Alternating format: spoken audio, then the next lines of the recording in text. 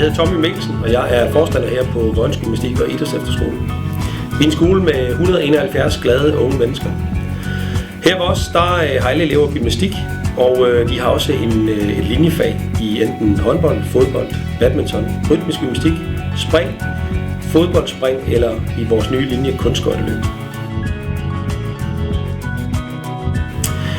Det er sådan her ved os, der prioriterer vi fællesskabet rigtig højt. Det arbejder vi med både på vores linjeture, vores gymnastikopvisninger og vores skiture. Men udover de her ting, så er vi jo også en boglig skole. Det boglige prioriterer vi højt. Man skal til eksamen her ved os, og vi har niveaudeling i flere fag.